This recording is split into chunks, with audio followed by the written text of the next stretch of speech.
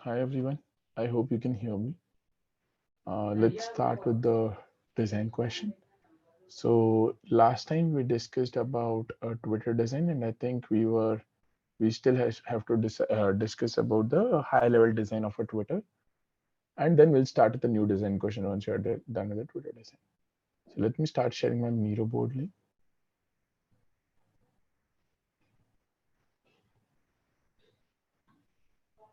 So let's focus on Twitter design, high level modeling diagram.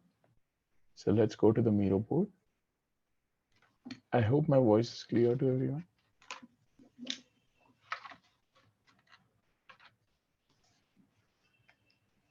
It is clear, Prakhar. Okay.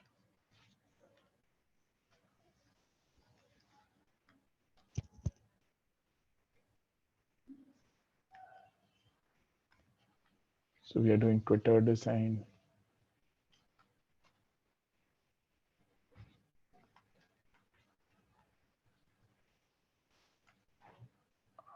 high level architecture diagram.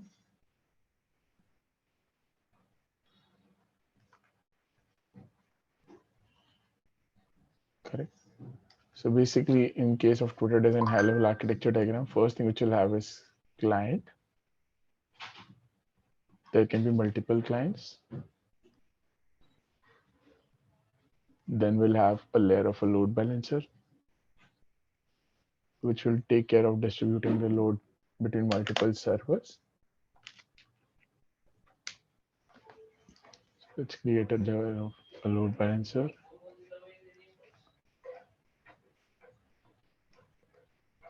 Then we'll have web servers, or we can call it as front-end service. And these are web servers. This is the service which I'm talking about, front-end service.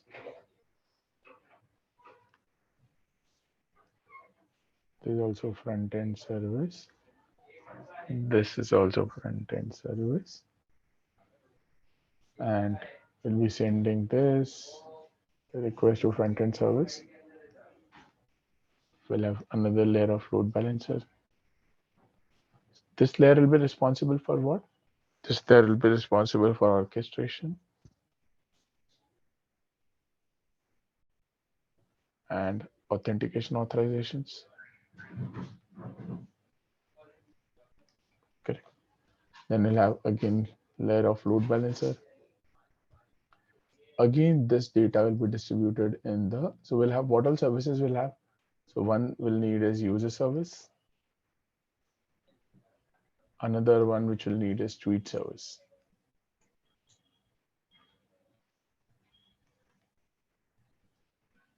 And we'll have multiple replications of this user service and tweet service. Let's see.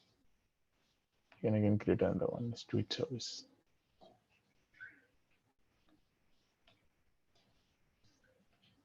There will be a replication of user services. Somewhere. Correct. Now again, we'll have a layer of load balancer.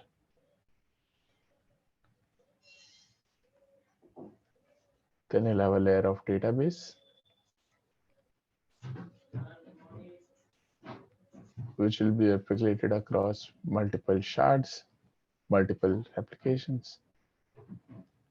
User service will talk to this, load balancer will talk to. This is my backend layer.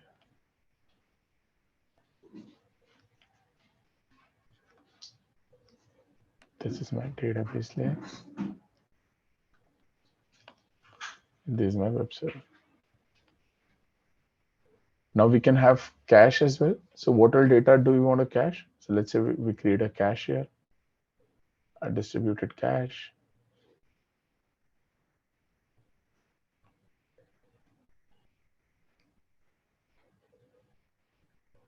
Multiple things can be stored in the cache. So we can store the famous tweets here.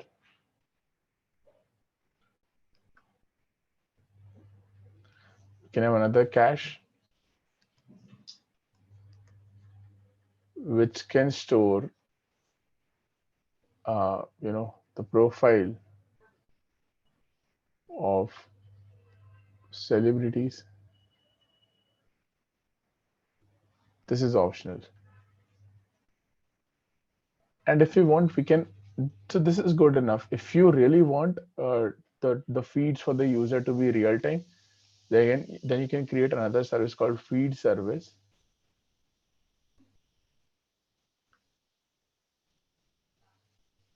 which will directly call. I mean, if we have to get feed API is called, then this feed service will be called, and this will actually call another cache,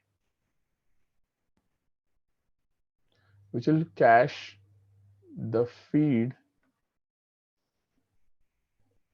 for each user, so that the experience is almost real time. And how this will be updated? This can be updated through some publisher subscriber model. So basically, let's say if someone has tweeted, then there can be multiple subscriber to that message. There can be pub sub.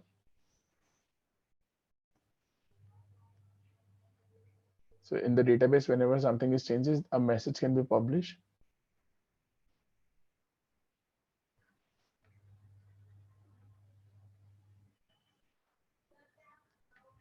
And this feed, there can be some service in between, or feed service, let's say, even the feed service, which is listening to this published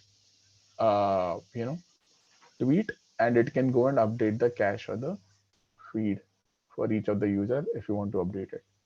And now, whenever there is a call from the client, feed service will be called, the data will be fetched from the cache, returned back to the client, instead of calling and aggregating the data for all the users, all the followers uh, on the fly. So we are already calculating it and keeping it instead of calculating it on fly. So this is my overall Twitter design. Now, I hope this part is clear to everyone. This part is clear to everyone. This was already discussed in the last session, so I hope this is clear to everyone. If you have any questions, I'll stop here and take questions. Feel free to ask a question. Prakhar, this cache call directly will go through the service to the cache, or it will go through the LB, service layer LB? No, I mean, which one? Which call you are talking This about? cache, you are Which making cache? call through the This direct. cache? Yes. This cache? No, that above one. This one? This one. Yeah, this one. I mean, it's a distributed, so yeah, I mean, if it's a distributed cache, right? And let's say if you have multiple instances running, so generally what happens is if you're using one of the standard cache, like, your Memcache or so Memcache and all these caches, different kinds of, or RabbitMQ, RabbitMQ is messaging queue, but Yeah, there's Redis and other thing. I have Redis used cache, as a correct, Redis cache. Redis cache. Yeah. So Yeah. it automatically have the multiple instances. Correct. I mean, now what happens is that the cache, that Redis cache or Memcache automatically handles, it has a load balancer inside itself, and it handles all the load. So you don't need to worry about to which instance you want to call. But if you're asking me conceptually, if we have multiple servers on which this cache is there, then you'll have a layer of load balancer in between this. Okay. Yeah. Does that answer your question? I mean, generally Redis cache, Memcache automatically handles. I mean, you can understand it like they've given you some kind of a, I mean, the piece of code you have, and it automatically contains the load balancers as well, which will take care of redirecting the traffic to different instances. You don't need to worry about load balancer, but yeah, I mean, if you want to, you can put another layer of load balancer if required. That should be fine as well. If you're asking me conceptually, yes, you should have a load balancer there. Yeah. Okay. Any other questions here? Prakhar, what is orchestration? Orchestration means that, okay, let me try to explain you this. Orchestration means that, let's say if I ask you to give me, orchestrate means just to figuring out to which service the call should go in this context, basically. So in this case, let's say if I ask you to give me all the followers for a particular following, then front-end service is responsible for figuring out whether it should be user service to be called or the Twitter service to be called. Or let's say tomorrow, if you want to figure out you need to get the profile along with all the tweets of a particular user. Then front-end service will call the user service. It will call the Twitter service to read the tweets. It will call the user service to read the user details. It will aggregate the data and it will return back to the client. So it is orchestrating multiple calls, right? It is handling multiple calls to multiple services. That's why that is known as orchestration. Okay, thanks. And one more question, Prakhar. This architecture is aligned with the microservice architecture if they are using That's correct. microservice. Okay. That's correct. Yeah, here you can see the microservice architecture, right? We are using a separate user service. We are having a separate tweet service. We are having a separate feed service. Feed service is optional, but you can still have it.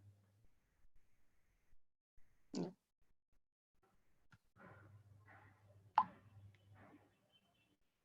Any other questions?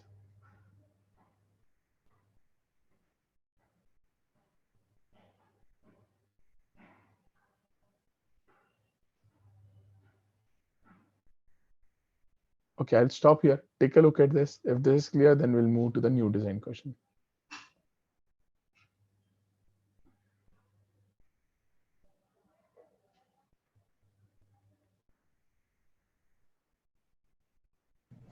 Prakhar, do they ask in the interview, do they ask about the possible design patterns to be used for writing such kind of architecture? This is high level design. We have not gone to the low level design yet. There Okay. can be questions on that in LLD, and we'll pick it up after 3 or 4 sessions. Okay, okay, sure. No problem. Thank you. Okay, cool. If there are no further questions, then the last thing which we need to talk. So we are done with the architecture diagram. We have talked about this, and now let's move on to our original doc. And the last thing which we still want to talk about is alerting and monitoring system. So let me go there, and here we are. Correct. So we are done with our application. We talked about caching today. We talked about tables. We should talk about the authentication authorization here. So we'll need authentication authorization. So we can say we'll need authentication authorization. Authentications and authorization. Okay. So only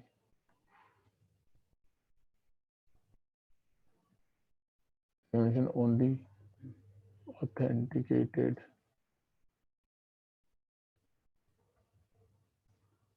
users should be able to post a tweet, and for authorization, any actions on the tweets.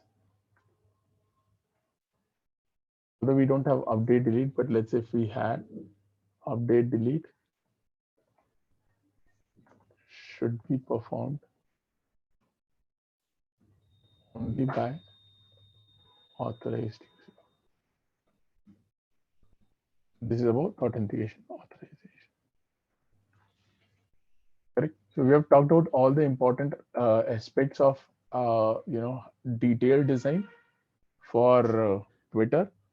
And once we are done with detailed design, the next thing which we want to talk about is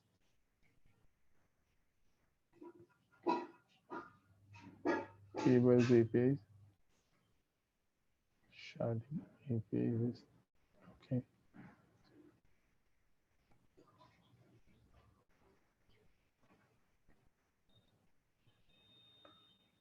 The last thing which we want to talk about is alerting and monitoring.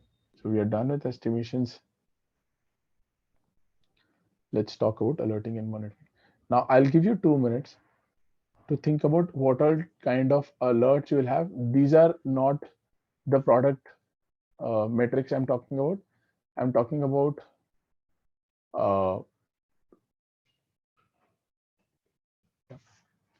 talking about the reliability related metrics and alerts, how to monitor them. So I'll give you a couple of minutes to think about what are different graphs you'll have to create to monitor the alerts. Also, I would also request you to figure out, to monitor all the, all the failures. Also, you need to make sure that what kind of alerts you'll have on these APIs. So I'll give you a couple of minutes, think about it, mention it over the chat, and then I'll discuss that. Let's do it quickly in 2 minutes.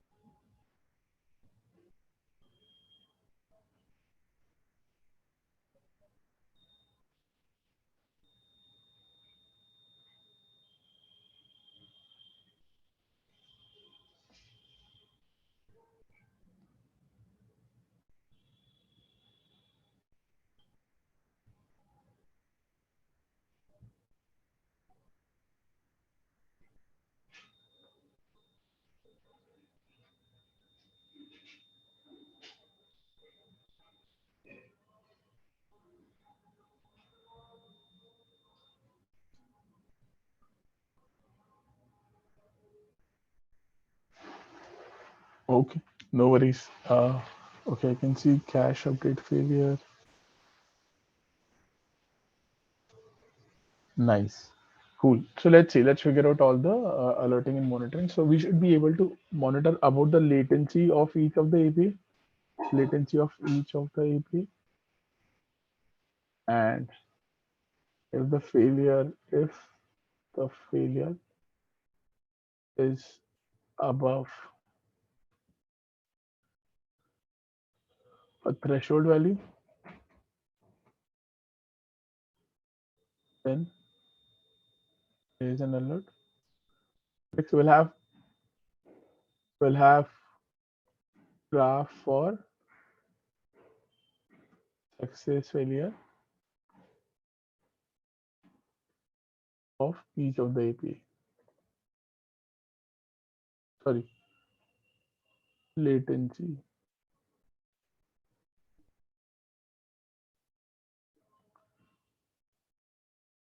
Then what else we'll have?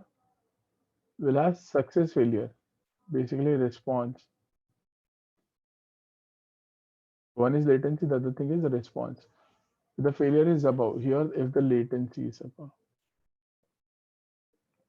If the failure percentage is above a threshold value, then in that case, you'll raise an alert and graph for the response of each of the API. Then we'll have alerts on cache or monitoring cache. What will you monitor on cache? How many success hits and misses are there? Correct. So that you can understand if your cache is actually useful or not. What else? Do we have anything else?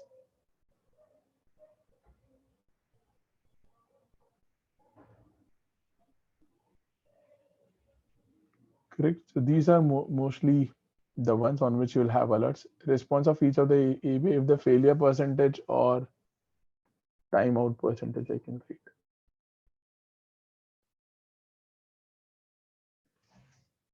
Correct. If it is above a certain threshold, then they need to raise an alert, and you'll have the graphs for this. And monitoring on cache as well, you'll have how many hits and how many misses are happening. This is about the alerting and monitoring.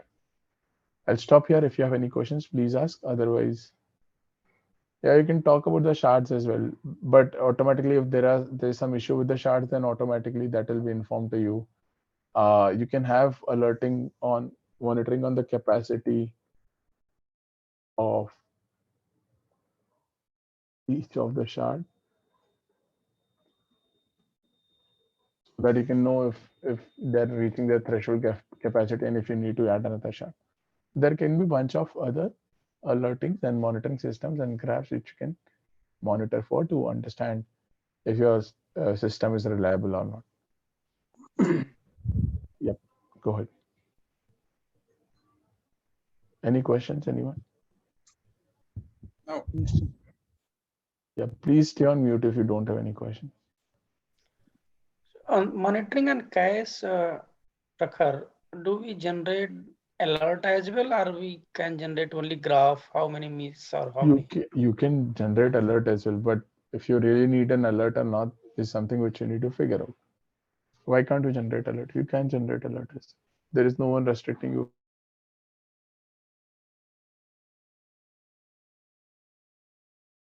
Okay, we need to define threshold value, how many after which we need to raise alert. Yeah, got it.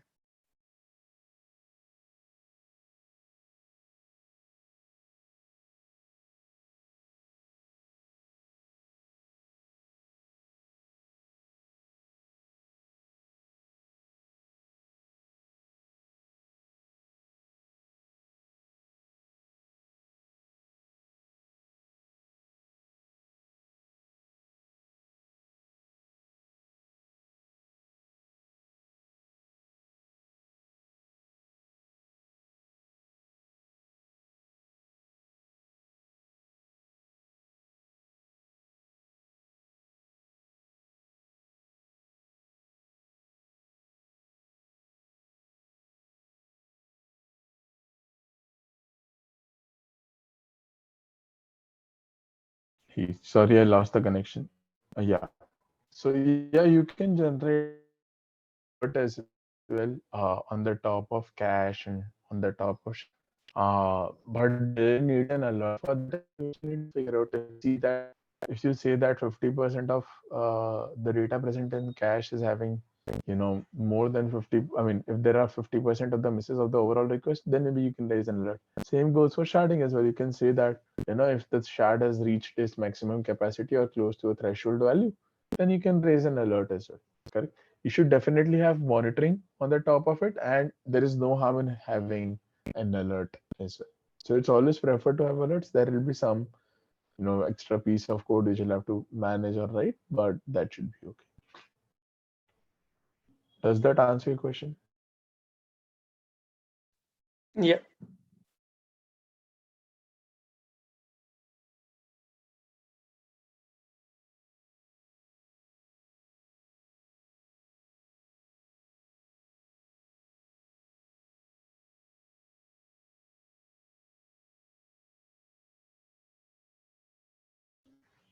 Hey, can you all hear me? Yes, Prakhar, we can. Okay, thanks. Cool. So let's move on to the next design then if you don't have any other questions. Let's switch to a new design. Let's do a Google Calendar design today. Just one question, Prakhar, on this. Are we covering this PubSub as well in this Twitter one or in high level design? What do you have any questions in the PubSub? Please ask if you have. So you want me to explain you how the publisher subscriber works? Is that the question? No, we have not covered in the high level design this PubSub, how we can use that and which service need to communicate to each other, how in which way, so that we can just explain to them in the architecture diagram the way you have explained, or we do need to cover in the HLD as well? Yeah.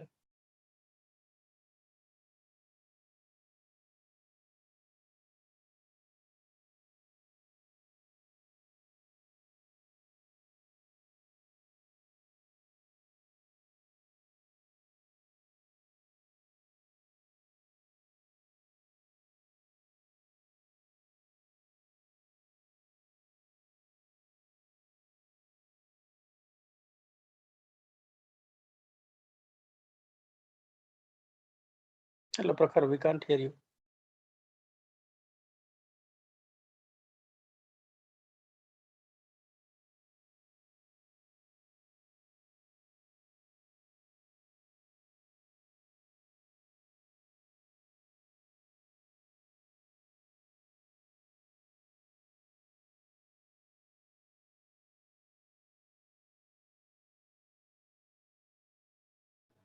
Can you hear me now? Yes. Yeah, we can hear you. Yeah. Sorry. So basically what I'm saying is we'll cover this in detail, the PubSub model in detail in the low level design. And if your interviewer asks you questions about the low level, PubSub, then you should be able to answer those.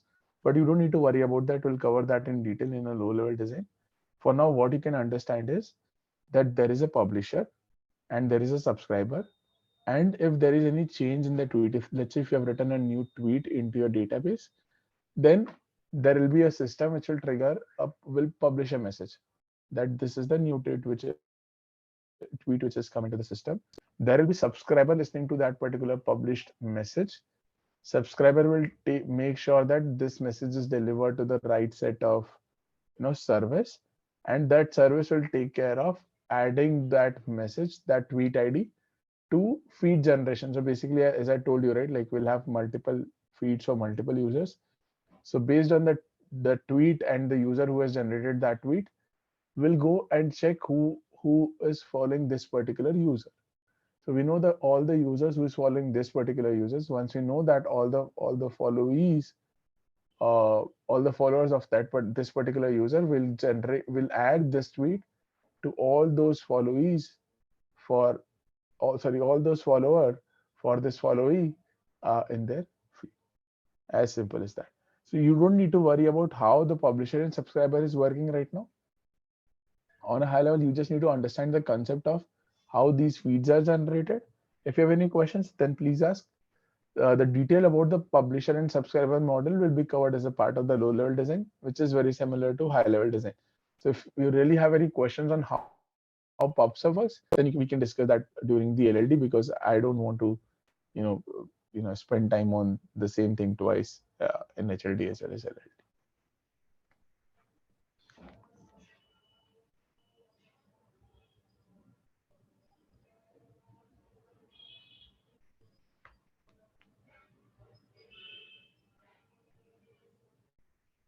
Any questions here? Or shall we move on to the next question? Cool. Let's move on to the next question then.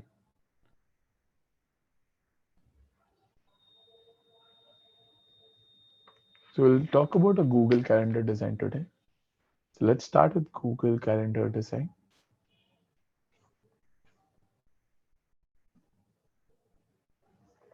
So let's take some of the basic requirements of a Google Calendar design. So let's start with the functional requirements. So what do you think? What all should be the functional requirements of the Google Calendar design?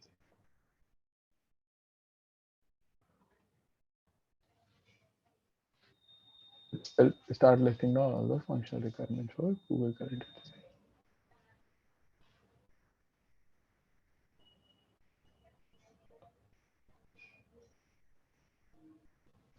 So the basic one is create.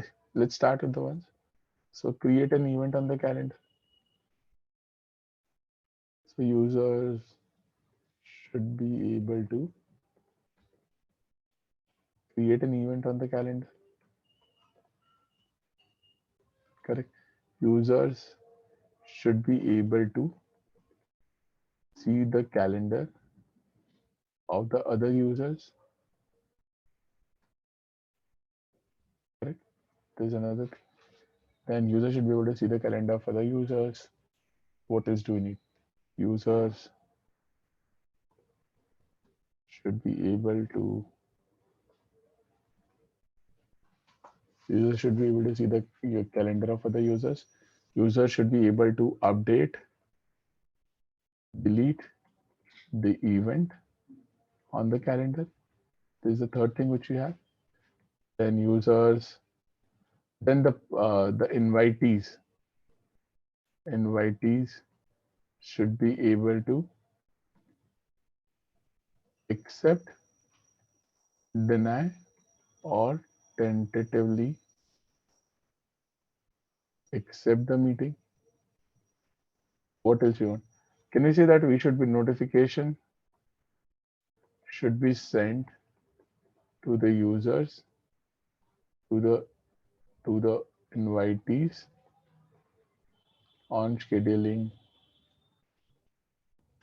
the meeting. This can be a calendar invite as well, or Gmail invitation. And then there should be a reminder should be sent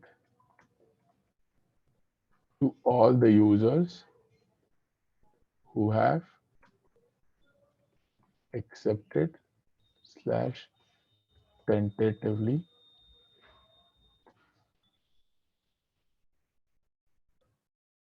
accepted the meeting. Any other features which you want to consider as a part of the calendar design? Yeah, so I think integration with Zoom or MS Team, the meeting providers, because that will help them to schedule the meeting. Yeah, so basically you can say that you can add a link add a video link to the calendar invite. But we won't focus on how do we integrate with the Zoom or something else because that's a separate design altogether. But we can say that Recurring meetings. yeah, so we'll keep recurring meeting out of the scope for now and we'll try to extend it.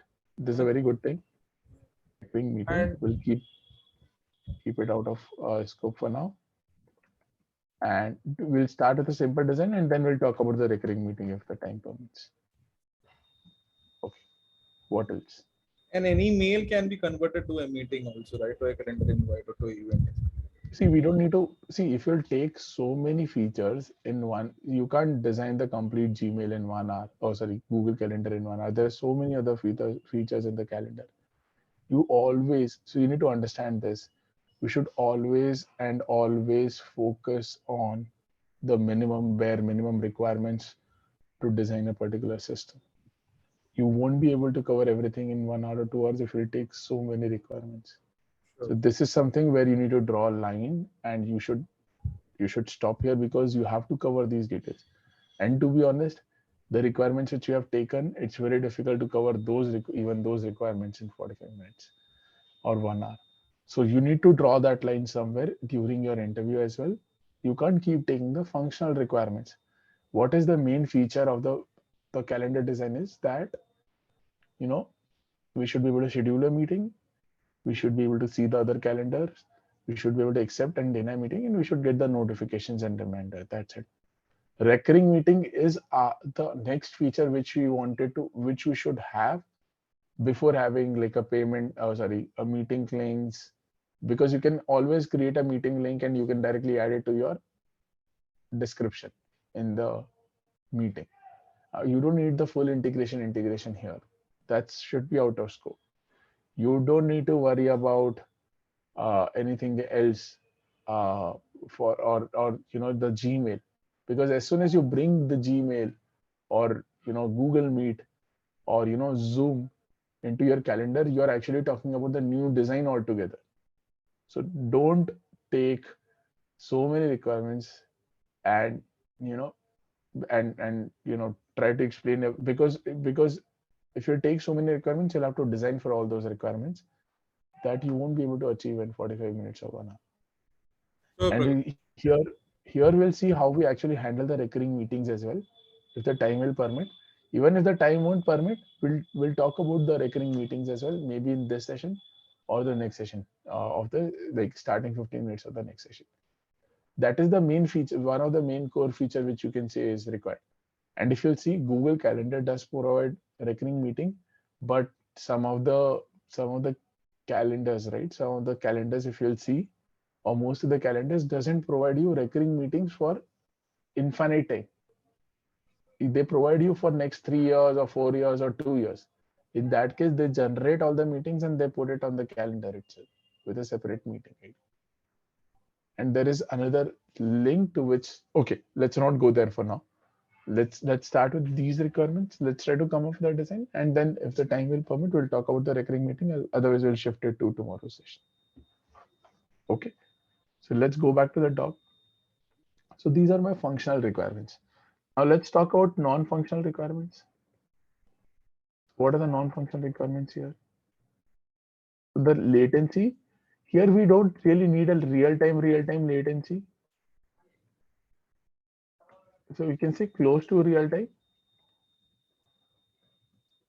I mean, if you'll open the calendar, if you have seen, it takes a couple of seconds or at least 1 second to actually load your or render your main page of the calendar as well, right? You don't see the all the meetings immediately. So you don't need a real-time experience, but if it is close to real time, that's a great experience. So you can say latency is low, as low as possible. Correct. What would you prefer? You'll prefer availability or consistency. So you'll definitely prefer availability over the consistency here. But because it's okay, even if the other user gets an invite after a second or so, and that happens a lot of time. So preferred availability over consistency.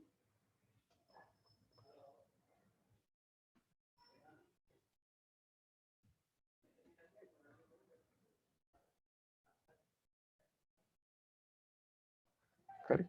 So these are my functional and non-functional requirements. Now we'll talk about the estimations. Let's go to the estimations. So first we talked about the requirements. Where will the authentication requirements go? Which section? Authentication authorization will talk in the detailed design. If you want to mention the authentication authorization, you can mention it as a part of the non-functional requirement. You can say that you should have necessary auths. See, you should always talk about the latency, availability, and consistency as a part of the non-functional requirements. But I mean, other things like a reliability, security, authentication authorizations, you can include that as a part of the scalability. You can include that as a part of the non-functional requirements. But these are, I mean, see, you don't need to choose anything, right? You definitely need it. So anyways, you should talk about these things as a part of the detailed design. But if you want, you can mention it as a part of the non-functional requirements. Not necessarily auth should be present in your system.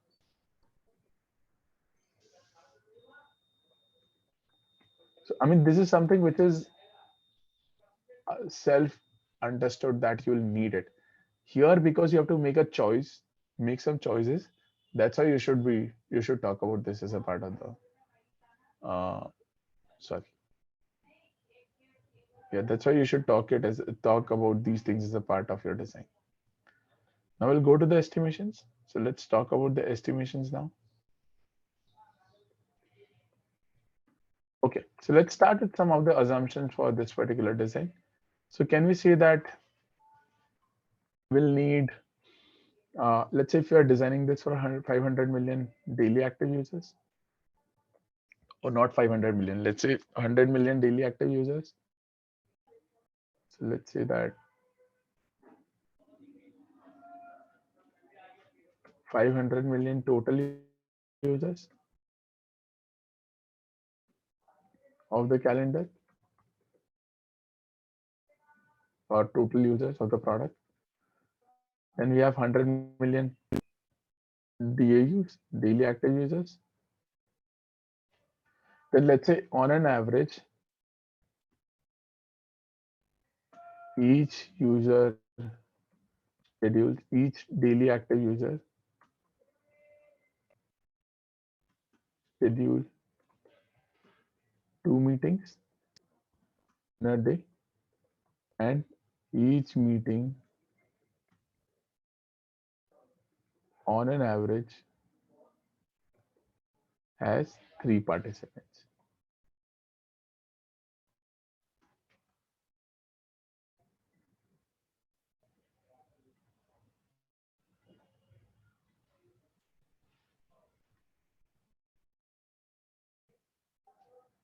Okay, on an average, each daily active user. So these are my assumptions.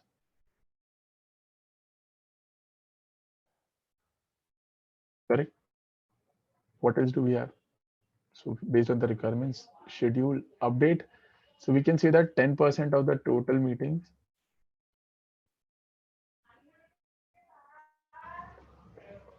are updated, else deleted. Correct. Actually, 10% is too much, but let's keep 10% of the total meetings are updated or deleted. Anything else here? I think we are good with these assumptions. Now let's work on the, let's work on and see, let's see if we need any other assumptions as well. Let's work on two things. First is capacity planning.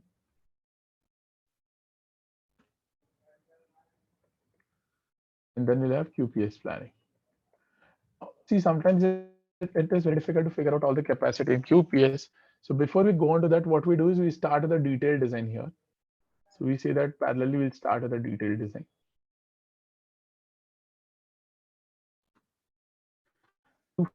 To easily do capacity planning, if we can list down all the tables which will require, it will be easier for us to do the capacity planning. So let's start listing down all the tables which we'll need. So let's figure out all the tables. So what all tables do we need? Let's start with, we'll definitely need a user table. So in the user table, you'll have user ID, username, need their email. If you need, you can have an image URL, but not necessarily required. And if you want to capture any other information about the user, like username, password, we can have, which will be in the one-way hashed format. Correct? Username, password, email, you can name, if you want, you can have name as well.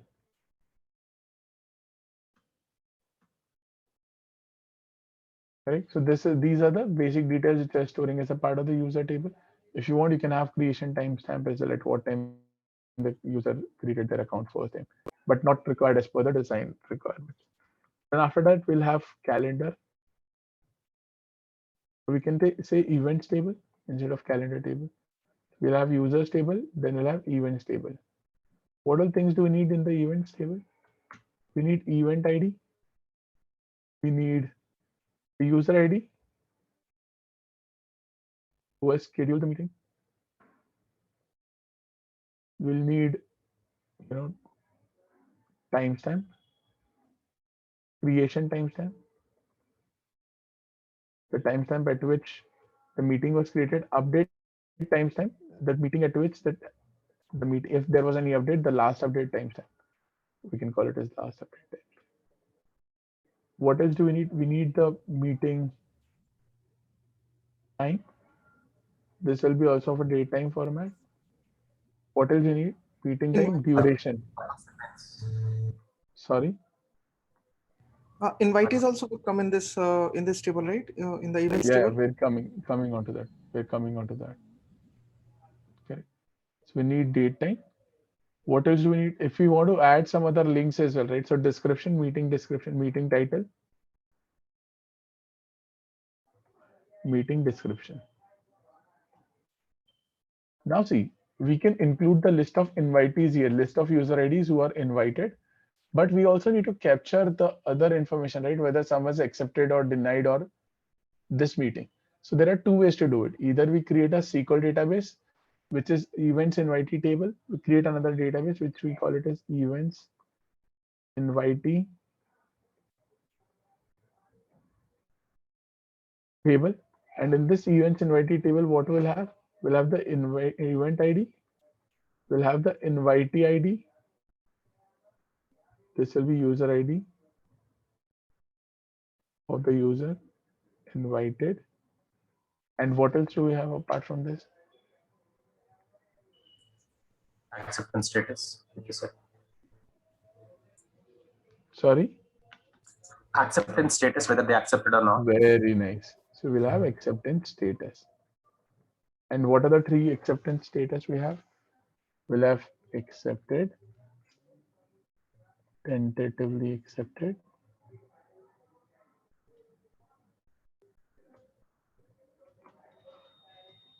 and the last one is deny. These are the acceptance status for our events. Now we can do it in the MySQL databases. So sorry, NoSQL as well. Here we can create, instead of having this as a table, two tables, what we can do is we can create it here itself. So we'll have, here we can have invitees, list of invitee, where as a part of the list of the invitee, we are capturing two details, user ID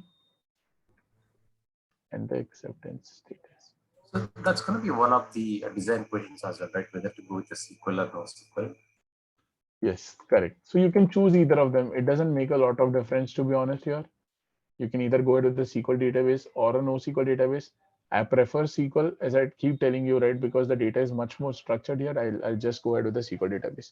But you can go ahead with the NoSQL database as well. You can use some kind of a document DB here, like for the events table. That is also fine. There is no harm. It won't cause you any harm. Either of them is actually fine. Make sense? Any other questions here? Any other questions? Any one of you?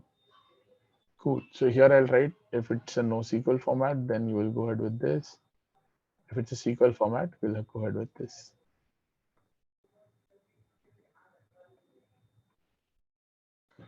And then user table is definitely a SQL format. So these are the tables which will require for our, as per our current requirements. We'll need something for notifications and reminder as well, but let's figure it out after some time. Well, let's figure out the QPS. Let's do the estimations first, and then we'll go to this. So can we say that because we are having some image URL and everything, can we say that this will be around 1 KB and each event will be of around 2 KB? Why 2 KB? Because you might have put some description, might have some links, some documents, and bunch of other details like meeting time, creation time. You don't know what all details you'll put. So, okay, maybe 1 KB is good enough for both of those. So 1 KB, because we are having a URL here, image here, that's why we are saying 1 KB. And here also we are having some meeting links or something. That's why we are saying 1 KB in both the cases. Now let's go back to the capacity planning. So let's say we do a capacity planning for a day. So not for a day, sorry, for an year. So how many users are there on it? So there are 500 million daily active. So total users are 500 million. So total storage we'll need is what? We need to store all those 500 million users. So 500 million into 1 KB for sure. Plus we are considering that there will be growth of 20%. So if there is a 20%, so can you say 20% year to year growth? So in the first year, what is the growth percentage? So the total users will become 500 million plus 100 million. This is because of growth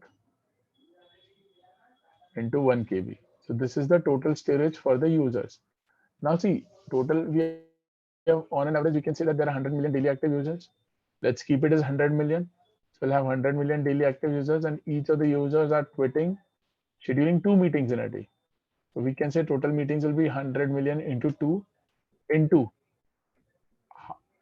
what is the 1 KB? So this is for 1 day, right? And what we'll have to do into 365 for 1 year, correct? So this is the value which you need to calculate. And we say this will become 600 million into 1 KB plus. And we said this is equal to 400 approximately.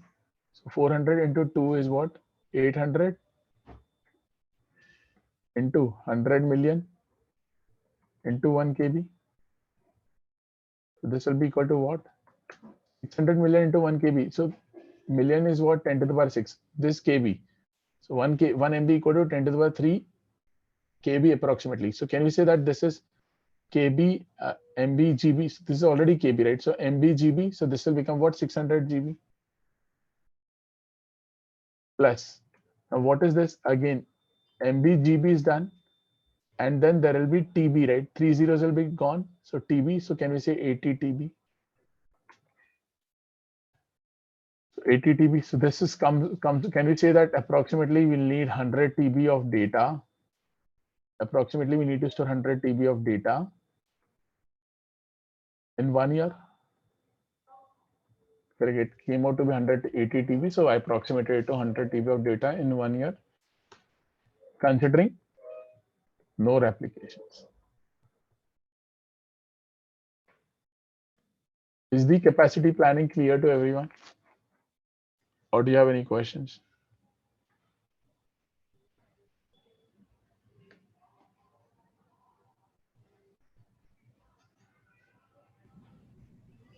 It is good. It is good, Prakhar. Cool. Now let's talk about the QPS planning.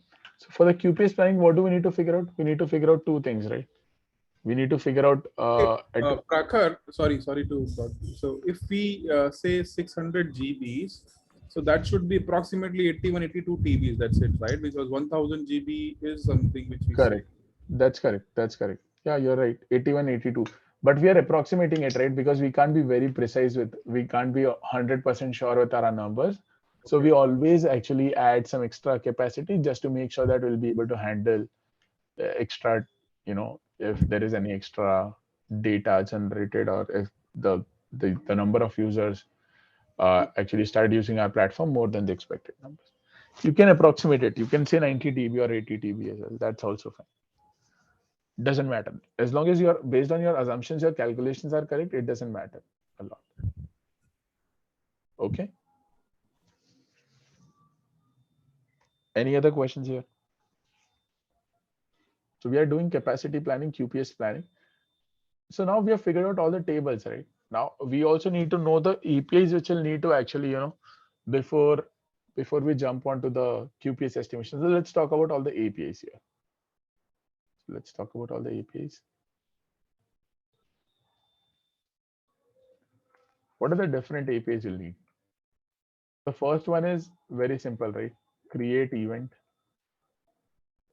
In the create event, we'll have the token with the help of which we'll be able to figure out, by the way, if you need this doc, I can put this doc on the chat. So we need the token. With the help of the tokens, we'll get who is the exact user ID of the user who is actually creating an event. So we'll need the token. We'll need event details. You can pass these event details as a part of the request. What else do we need? In the events, we'll need a list of invitees. And it's a list of user IDs. These are all my invitees. What else do we need apart from this?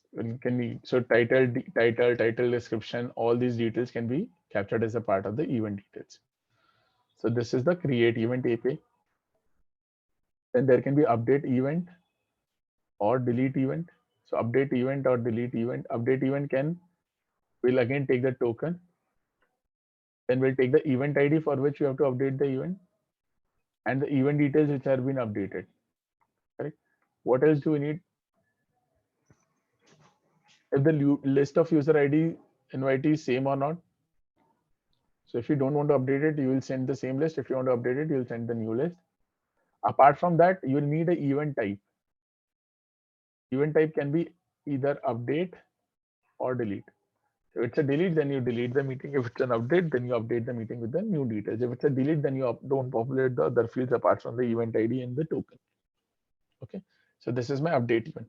Now we'll have another one, get calendar meetings. Here we are taking the token, the user who is requesting for this, the user ID for which we need this calendar meetings, right? So user ID, here, can we say that user ID of the user?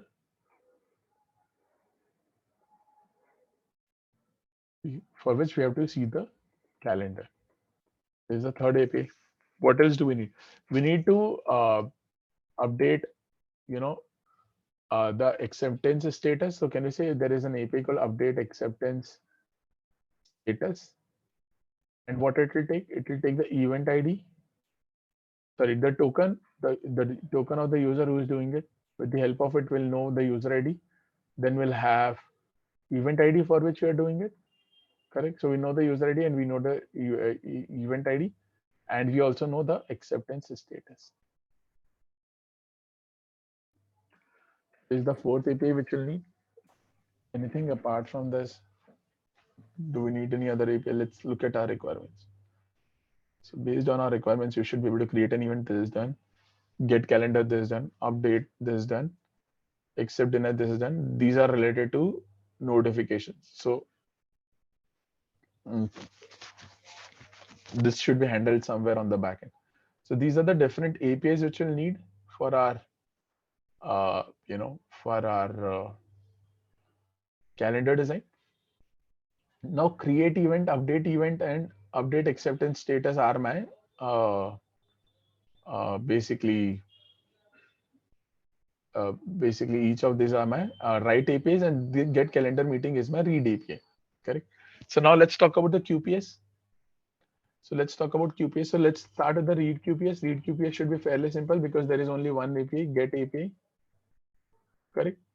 And we are having 100 million daily active users. And let's say if I go and check my calendar or someone else's check my calendar, maybe maximum 10 times in a day. So we can say that total number of times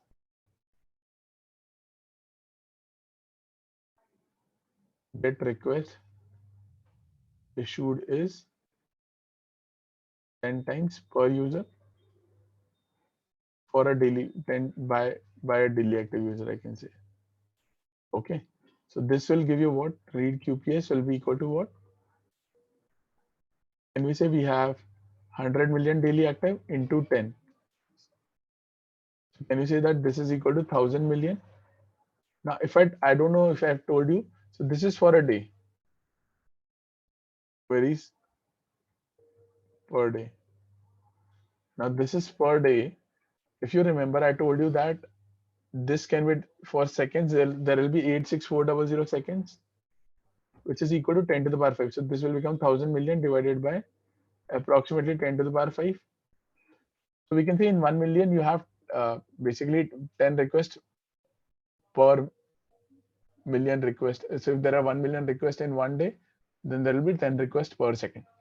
You can remember this. So this will become what? Can we say that this will be equal to what? 1000 into 10. So this will become 10,000 QPS. If this is 10,000 QPS, there can be time where we can have peak load. So we'll have a multiplier factor of 1.5 times to handle the peak load. So can we say that the QPS comes out to be what? 15,000 queries per second for read.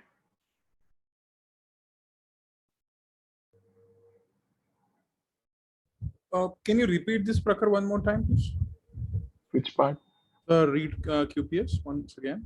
See, 100 million, there are 10 requests, 10 times each user is reading the calendar. It can be either their calendar or someone else's calendar. So we have total daily active users is 100 million. So the total number of requests per day will become what? 100 million into 10. Now we have to calculate the 100 million divided by 86400. Why? Because these many seconds up, we have to calculate queries per second, right? So divided by 86400, 86400 because these many seconds are present in one day, correct? So we have approximated this to 10 to the power 5. So this becomes 1000 million into 10 to the 1000 million divided by 10 to the power 5. Million is 10 to the power 6. Divided by 10 to the power 5 is 10. So 1000 into 10 will give me 10,000 queries per second. Now we are using 1.5 multiplier because there can be times, because the load is not evenly distributed across the day, right? There can be times where we will have more load. There will be times where we will have less load. So I used an multiplier factor of 1.5 times. So whatever QPS I've calculated just to handle the peak load, I have multiplied by 1.5 times so that I can handle the peak load. So the total QPS will become what? 15,000 QPS. Prakhar, I missed second time as well. Like how this 10 to the power 5 is derived. This is I understood approximate value. 86,400 is per second in a day, and 10 to the power 5 is approximate of 86400. okay. Mhm. Okay. You can approximate to 10 to the power 5, right? Okay. You can write it as 100000. Okay, Is got that it. clear Thanks. now? Yeah, thanks. Anyone else who has any questions here? Someone is asking in APIs which part will got in request and which go in request body. So you can say that only the tokens is part of the header. Everything else can go as a part of the body.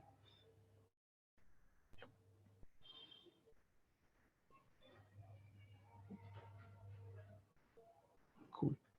So let's go now. Let's do it for the write QPS as well. I'll tell you a better way. So basically, you can say that the data which has to be encrypted should go as a part of the header.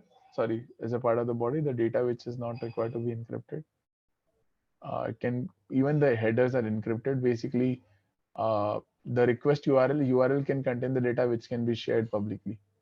URL should not have the data which should be private. So that is something which you need to figure out based on the requirements. I prefer to keep everything as a part of the body because it becomes, I mean, you can always encrypt that data and send it over the wire, over the network. So in case of write QPS, now see, we are saying that there will be 100 million daily active users, and each user is actually creating 2 meetings. So can we say that total number of create meetings will be called 100 million into 2 times? Correct. So there are 200 million meetings events scheduled per day. Now, out of those 200 million, we are saying that on an average, 10% of the meetings are getting updated. So 10% of 200 million is what, 20 million. So can you say 20 million of the meetings are getting updated? Plus, what else do we have? Acceptance, right? So on an average, each user is invited, 3 users are invited in one meeting. So there are how many invites sent approximately? 300 invites sent. But the user who has created, who is the owner, is automatically has, we can consider that they have already accepted the meeting. So can we say that there are 200 million other 200 million requests, maximum 200 million requests can be sent for accepting, denying, or tentatively accepting a meeting. So this is my 100 million. This is for create. This is for update, delete. And this is for accepting the meeting. This is for acceptance status. These are the 3 things which we are talking about mainly. So we have what? Create, update, delete, and acceptance status. So we'll discuss this. So these are the QPS. Now this comes out to be what? 200 million plus 200 million, 400 million plus 220 million. Can we approximate this to 500 million? So now if this was 500 million, the reads was 15,000 QPS for read on 1000 million, right? So can we say that this will be equal to what? We don't need to do the calculation. We'll just have the value, right? So we'll say that this will be 500 is for right. Okay. I'll stop here, and if you have any questions, then please ask. Otherwise, we'll move to the next part. Yeah, just wanted to understand this 100 into 200 million into 2 for a write QPS. What is that? The 2 into the 2 multiplier. This 2 is for, because there are 100 million daily active users. Yeah. And each user is scheduling 2 meetings in a day. And we are saying the invite is sent for the 3 participants on an average. So the person who is sending the invite will, for them, we don't need to change the acceptance status, right? For the other 2, they'll change the acceptance status. So we are considering that only 2 of them, or if you want, you can consider all 3 of them are changing the status. So there are 100 million meetings, and on an average, there are 3 users who will be accepting or denying. So 100 million into 3. You can say that this is approximately equal to 500 million. So 500 million, so 17,000, 7,500 QPS. This was 1,000 million. Yeah. 1,000 million, this was the QPS. So for 500 million, this will be the QPS.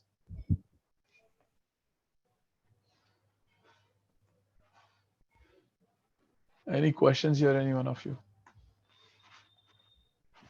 So I hope all of you understood how do we do the QPS handling and the capacity planning and QPS planning. So what I am getting right now, Prakhar, is that the read QPS and write QPS majorly depends on the APIs which we have, and based on that we have to have this estimation done. So that's the baseline of doing that. Yeah, if you do that, it will be easier for you to do the estimations. But Yeah. now there can be some APIs like user login, registration, user registration, which should be part. Those are the other APIs as well, right? Yeah. I mean, you can ignore this API because we are working on the calendar design, but you can have other APIs like login user, or ideally you should have login. So you can have login user and register user as well. But Yeah. because it's a calendar design, we'll focus more on that. So register user is another API, login user is another API. Correct. But you Yeah. can ignore this API. So you need to understand which are the APIs which will be mainly contributing to your QPS and capacity. Sorry, QPS. And based on that, you do that. And same thing goes with capacity. You figure out which tables will be contributing significantly in case of capacity planning. You figure out those tables, write them down, see how much data you will need to store one row for each of those tables. Once you figure out the data for one row, then you can multiply the total number of rows generated in 1 year or so for that. And based on that, you do the capacity plan. And I know I'm going off the topic, Prakhar. Just wanted to understand there are some complexities which are added where in the interview they would give us that okay the infra like the CPU core RAMs or the core or the RAM is sort of thing. So I know this is not being covered now, but is we are going to cover those also because that QPS and read QPS or the write QPS will change on that side too. No, so generally no one asks those questions, but if you want, I can explain you very briefly how those are calculated. So now you know the QPS, right? Yeah. Once you know the QPS, you should know what is the machine capacity one machine can handle. So let's say if we are saying that one machine can handle 100 QPS, right? Mhm. Then how many machines you'll need? You simply divide it by the QPS divided by the number of machines you have. Yeah. Sorry, the one machine can handle. That will give you the number of machines. Did you understand? A bit on that side because they focus on okay, this is the RAM, this is the core of the CPUs you have, and Exactly. So one you have let's say if you have Hmm. 8 core machine, correct? yeah, Now in 8 core machine, if you say that each core can handle, let's say, uh 50 threads or 10 threads at a time, Mhm. you can in total how many threads you can handle? You can, or let's say you have 8 cores. So let's say if you can handle 8 threads, let's say it's a very heavy process. So you can handle more than threads than that for sure. But let's say you are handling, let's say 50 threads on an average, or one core can handle 10 threads. So if that is the case, then 80 threads can be handled in one time, in yeah, one go by one machine. yeah, So if you need to know number of machines, yeah. then That you're will be getting how many QPS? 7500 QPS divided by approximately 100. You need 75 machines to handle the traffic. yeah. Okay. Understood? Yeah, yeah. Got it. That's how you do the calculations. You need to Oh. know the capacity of the machine which you are taking as well, right? And based on that, you do the estimation. Okay. Yes. Any other questions? Prakhar, for this write QPS, how did we get from 500 million to 7,500 QPS for write? This was 1000 million. So if we'll do 500 million divided by 10 to the power 5, that will be what? 5000. Correct? 5000 into 1.5 of multiplier factor. That Okay. will be 7500. For 1000 million, it was 15,000. So for 500, it will be 7500. Okay. Did a simple math here. Understood. Yes. Cool. Any other questions here?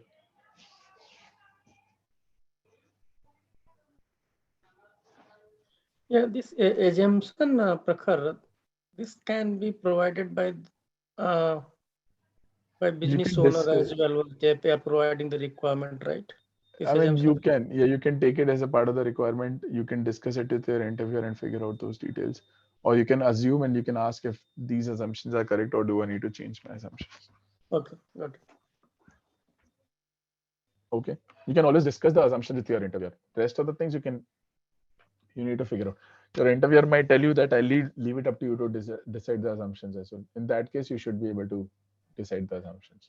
Yeah, got it. Okay. Now see, we have covered most of the things here. The most important thing here is to figure out how will you actually, send the notifications and how will you actually send the reminders. So that is something which we need to discuss as a part of this design. Now, if you look at this, because so there are two parts of it, right? So we'll definitely need, if you look at our the architecture, it demands that you should be able to send the notifications and you should be able to send the reminders. And if something fails, then you should be able to retry on your own. These are the couple of things which we need to keep in mind. The third thing which is important is that notifications are sent 15 minutes before the meeting. And these are not user triggered action, right? Because user is not on the platform, you should get an email 15 minutes before the meeting as well. So user is not even on the platform. There should be some other system which should trigger these notifications and trigger these reminders. Also, if the meeting is cancelled, then you should not send the reminder or you should not send the notification. Now, how to handle all these, uh, all these, uh, challenges or all these, you know, the requirements, how to handle all these requirements given by your interviewer. So let's go back to our Miro board and let's try to do some high level design first and then we'll discuss that. So this we did for Twitter design. Now we'll do it for Google Calendar design. So let's write Google Calendar design.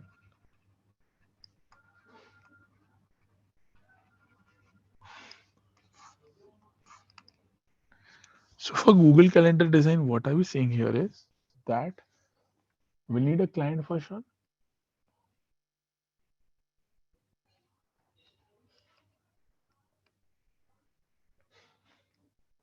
We'll need load balancer. So most of the things will remain as it is. We'll need web servers or front-end services.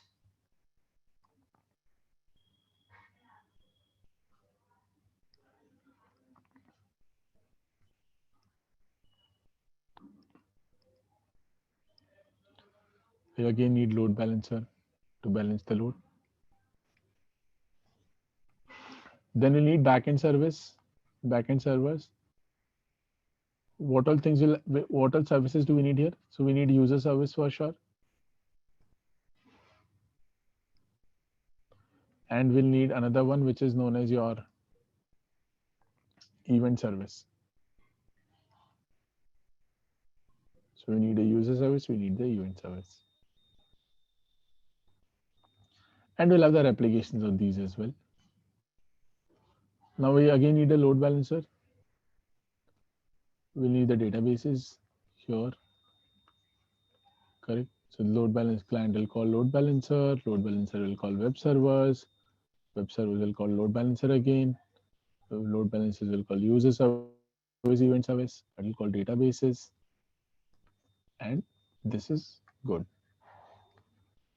Now, basically, when you have to send the notification, as soon as you're creating the event, at that time, the notification should be sent to all the invitees, right? And we should have some retry mechanism. So what we can do is we can create some kind of a message queue here.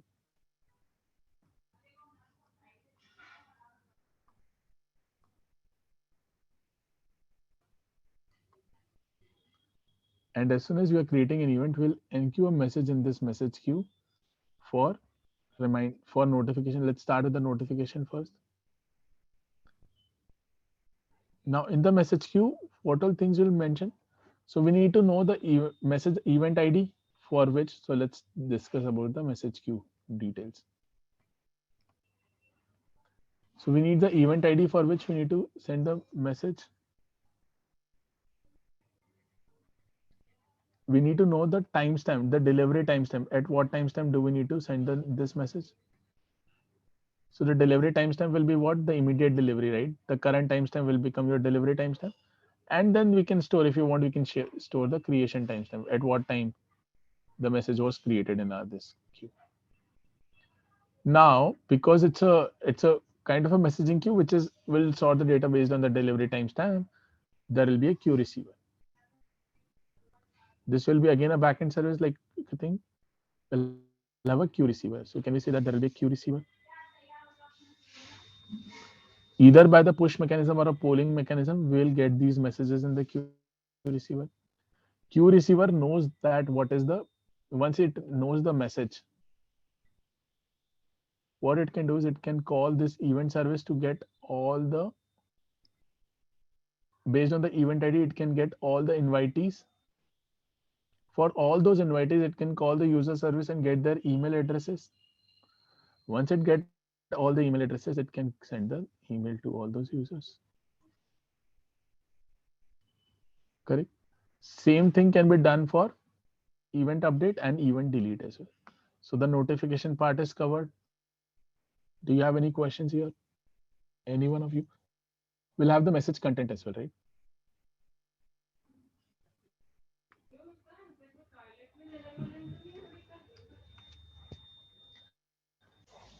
Any questions here? Any one of you? Okay. Considering there are no questions, let's talk. So this is about my notifications. Now we need to send the reminder as well. So for the reminder, what do? We know the delivery. We need to figure out the, if we enqueue another type of messages. So we can say here, we can have a message type as well. Whether it is for the notification or for the reminder. And what we do here is we calculate the, how do we calculate the delivery timestamp? Delivery timestamp will be what? The timestamp of the meeting timestamp minus 15 minutes. Let's say if you want the notification reminder to be sent 15 minutes before the meeting, the meeting time minus 15 minutes. And everything else will remain same. Once you receive the message, you'll again go to event service, fetch the event ID. And this time, sorry, event ID will fetch all the invitees. And this time will filter the invitees who have accepted the meeting or tentatively accepted the meeting, get their email address from the user service, send them the email. Now you can have another question. What happens if this message is enqueued as soon as we are scheduling, creating an event, right?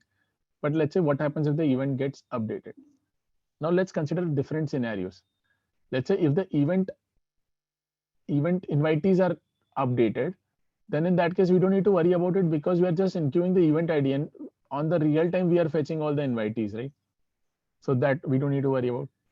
If any other details are updated, then we don't need to worry about. If the timestamp is changed, correct, the event time is changed, then in that case, we should enqueue new messages in the queue with the new delivery timestamp. Now the question can be that here we'll have the message ID as well, right? Now the question is that how will we ignore the previous messages which were enqueued? So because we know the creation timestamp, and in the event table as well, we have the event update timestamp. If the last update timestamp is not same as creation timestamp, if the last update timestamp is greater than the creation timestamp of the message queue, that means that this message was scheduled before the event update last update timestamp was updated. So basically, if the last update timestamp is greater than this creation timestamp, that means this message was created before. If that is the case, then what we'll do, we'll ignore this particular messages. Now the challenge is that should we update the event time? So if you are enqueuing the new messages for all the events of any change, then in that case we should do it. If you are not enqueuing the event for anything, like for everything, then you have to maintain the timestamp only when the timestamp of this message is changing. Or what you can do is you can see if the creation timestamp, the meeting timestamp, the creation timestamp of the meeting is equal to delivery timestamp plus 15 minutes or not. If that is not the case, then also you can discard these messages. If that is same, then you can actually send the notification. Simple. So did you understand the concept of messaging queue here? Anyone who has any questions here? It's a very important concept.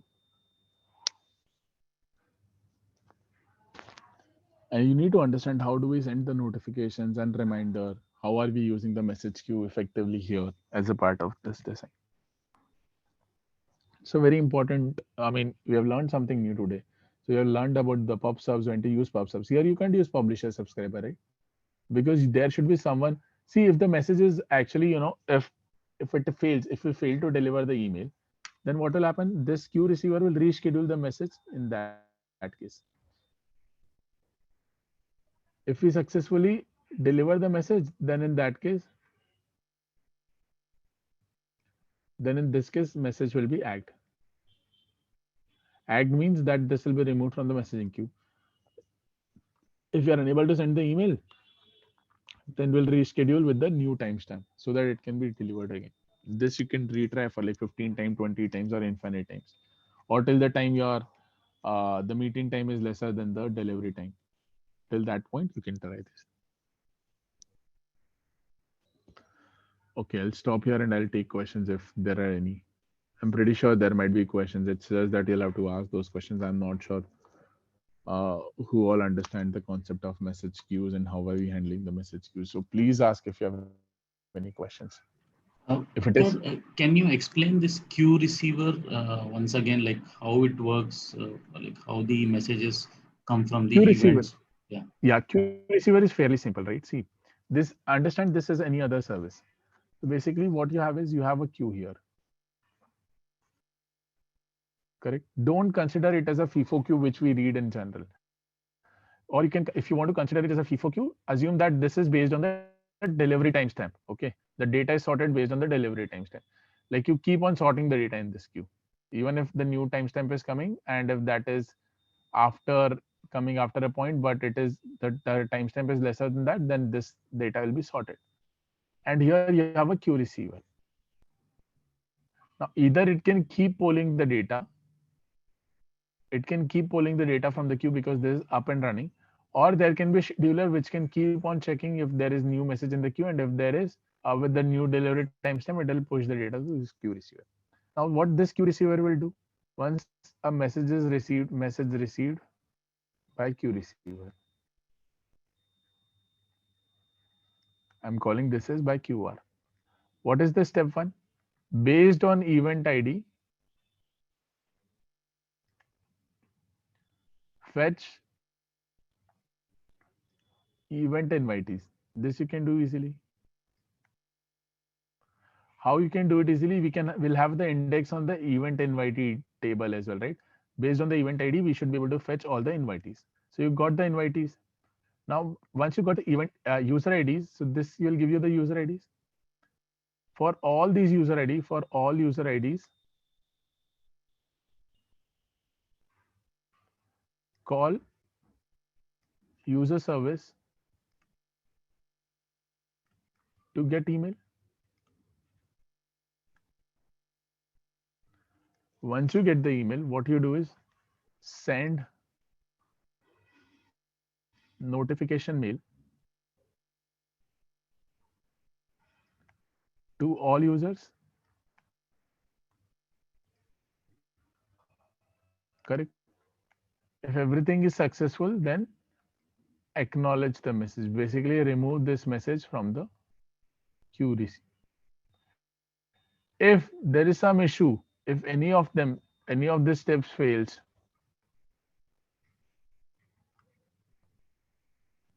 then what we need to do? We need to reschedule the queue message again with delivery of new time. It can be 30 seconds or 10 seconds after the current time. New delivery time.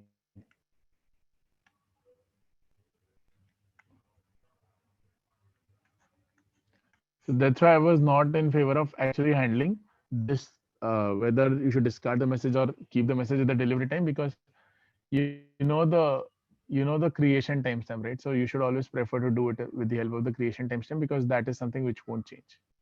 Correct. The time at which the message was enqueued, that won't change. The delivery timestamp might change if you reschedule the message. So you should do it based on the creation timestamp. And if that creation timestamp is less than update timestamp, you say that whenever there is any update in the event, we'll enqueue the new messages. And if the creation timestamp is less than the update timestamp in the event table, then you discard those messages. You simply act it. You don't do any of these actions in that case. But this is for your notification. That will be for your reminder. That is the additional step in your reminder. Is that clear? Is it clear now, or you still have any questions? Please ask if you have any questions. Yeah. I have some follow-up question on this. Like, who will be putting the messages in the queue? So automatically, it will messages would No, come in. no, not automatic. Nothing can be automatic, right? So basically, when you are actually scheduling and creating an event, Mhm. this event service will be responsible for once the message has been event has been created in the database. At the Okay. same time, you will enqueue the message in the message queue Okay. for that event. Got Or it. if event is updated or deleted, then also the message will be included in the message queue. Now you won't have reminder for any deletions. You'll have reminder for updates and you'll have reminders for creates. Correct. But the Okay. notification will be for all create, delete, and update. So for each, let's say for create, two messages are included. One is for the reminder and one is for the notification. For update, there are two messages. One is for the reminder, one is for the notification. For delete, there will be only one, which is for notification. There is no reminder in case of delete event. Understood? Yeah, got it. With respect to the UI, to show this calendar, so do we have a API for that as well? Yeah, you have this get event API, right? So once you call Okay. the get event API, you'll get all the events for a particular user. Once you Okay. know the user, like all the events and the duration, event details, your UI will render that accordingly, right? Okay. Got it. Understood? Yeah, got it. Thank you. And you need to have indexes, right? So there will be index on the invitee table, event invitee table based on the event ID. There will be index on the event table based on the user ID, because you might have to get all the events for a particular user. Same thing, if you need all the invitees for a particular event, then you'll have to have event index on the event ID on the event invitee table. And if these indexes are not very clear, don't worry, we'll cover these again in detail when we'll go to the low level design. If you still have confusion for the indexes, if you have any other confusion, then please ask questions. Now, how will you shard this data? So we always prefer to keep all the events closer to the user, right? So you shard this data based on the user ID. But there is another trickier part. You also want to get all the events for on which I am invited. So I will also replicate the same data across multiple shards. So basically, the event will be replicated across two shards. One in the user ID who has actually scheduled the meeting, and one in all the invitees, in all the shards in which the invitee is sitting. In that as well, you'll have to keep this events. Understood? Or the alternative is that you do it a consistent hashing based on the event ID. And for the user, you know the event ID possible, right? So you have to store that as a part of, but that will be more complex. Keep it simple. You replicate it across multiple shards. Basically, keep this data in the user ID for which you are scheduling this event, and you also shard it based on the event invitee ID, because you'll know that you also store it based on the event invitee ID to know all the event invitees for a particular event. Is that clear to everyone? Or any questions here in case of sharding? Replications is fairly simple. You can do primary, secondary, or basically a master slave replication here. So that is about the replication. Authentication authorization, what you can do is you can say that we'll do the basic auth checks. So let's say if I'm trying to update an event or delete an event, if I am the owner of the meeting, then only I should be able to update or delete the event. Otherwise, I should not be allowed to update or delete the event. Create event, I should be a registered user to create an event. So you just have the authentication. You don't have any authorization here. For accepting the meeting, yes, you should be able to accept the meeting only if you are participant of that particular event ID. Correct. So that is another authorization. Get calendar, you can get the calendar of anyone. So you need just the authentication. You don't need any role-based access in that case. These are the authentications and authorizations. So sharding, we have talked about. Replications, we have talked about. Monitoring alerting. Monitoring alerting will go as it is what we have written above. So you'll have the monitoring and alerting for the things which we have done above as a part of our Twitter design. So the monitoring and alerting won't change here. So okay. So this is these are most of the details which wanted to share with you. Are there any questions? Please ask if you have question. And I'll give you a task if there are no questions. How do you actually design it for the recurring meeting? So I would like you to figure out the recurring meeting. In the recurring meeting, let's say if you can schedule the recurring meeting up to next 1 year, not more than that, how will you link it? And the recurring, you should be able to delete all the meetings, all the recurring meetings together, and you should be able to update all the recurring meetings as well together. How will you handle this scenario? So try to think about it as a part of this is your homework. Modify the event table to see how actually you can support the recurring meeting. You just need to support the recurring meeting for next 1 year, not for infinite time. Correct? So let's work on that problem as well as a part of our tomorrow's discussion. And tomorrow we'll start with a new design question, which will be messenger design. It's a totally different design from what we have read so far. There will be other use cases which I'll have to cover in the real-time chat application. So please do join tomorrow's meeting on time, and we'll start with the messenger design tomorrow. And we'll do some more system designs, and then we'll switch to the low-level design after that. Okay, cool. So that's it from my side. We can end the meeting for today. I would request everyone to join and turn tomorrow. Please join by 8:15. Please, that's a humble request. Don't delay it. Also, also think about the question which I gave to you, where you have to support the recurring meeting for next 1 year. You should be able to delete a recurring meeting. You should be able to update the recurring meeting, all the recurring meetings together, and you should be able to schedule a recurring meeting on your character. Think about it. We'll discuss it tomorrow. Okay. Are there any other questions before I end the meeting for today? Cool. If there are no further questions, then let's meet tomorrow. And please do revise the concepts. If you are not clear with one of the concepts which you have discussed, please do go and revise it. You all have the document link already. So please go and check the document. All the details are covered as a part of the document. Okay. Thank you so much. Have a nice weekend. See you all tomorrow.